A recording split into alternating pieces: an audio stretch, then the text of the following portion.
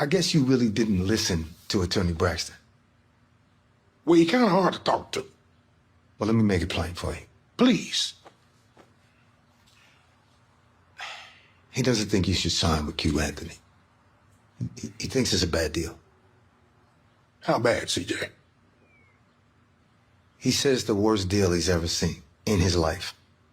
Okay, folks, so we got a sneak peek for House of Payne tonight. Unfortunately, it's nothing Calvin, Laura, or Miranda related. It has to do with Q Anthony. So Curtis shows up over to CJ's house to talk to him, basically asking, hey, what's up with that attorney? You know, the one you told me and Floyd to pay $1,500 for so he can redline the contract? And we pretty much told him to make any changes that were needed. And CJ pretty much calms Curtis down, saying, look, according to the attorney Braxton, there were a lot of changes that needed to be made. Simply put,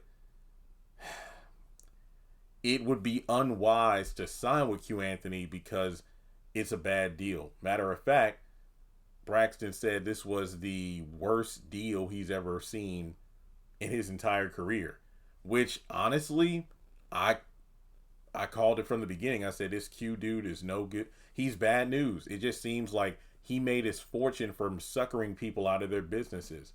Simply put, you know, he would hold these like business seminars and whatnot to have aspiring entrepreneurs, you know, pop up and try to get ideas of, you know, or get motivated on how to take their businesses to the next level. And Q probably would, you know, fish out those who had promising companies or promising ideas or businesses, and then swindle his way into getting them to sign a contract, and, you know, perhaps either taking full control because they didn't know any better, or offering them a lowball, you know, amount of money. And then with his resources and connections, he could take those ideas and companies and blow them up to the next level. Now, I forgot the exact amount that the trailer said that Q was offering Curtis and Floyd. Now, here's what I'm guessing. This is the beginning of the episode. This is going to be the first scene of the episode.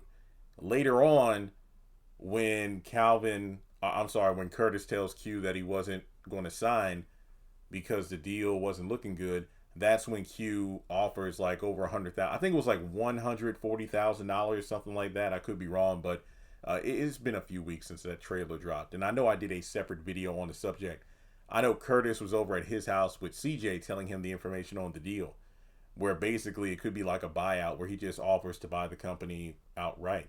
Because it seems to me that if Curtis and Floyd had signed those contracts, it probably would have been a hostile takeover as opposed to getting some sort of financial, you know, percentage. But maybe Q decides to sweeten the deal by saying, well, I'll just go ahead and buy your company outright for 6 figures. But the synopsis mentions how everybody is wary of this, but Curtis is only seeing green. And this is exactly the type of person that Q made his millions off of. Suckers who only look at the money in front of them as opposed to the bigger picture. Because if Q is offering like $100,000 something for the barbecue company, that's because he knows he could take this barbecue company and make millions from it. So that's just my thought process on it. Do you think Curtis will see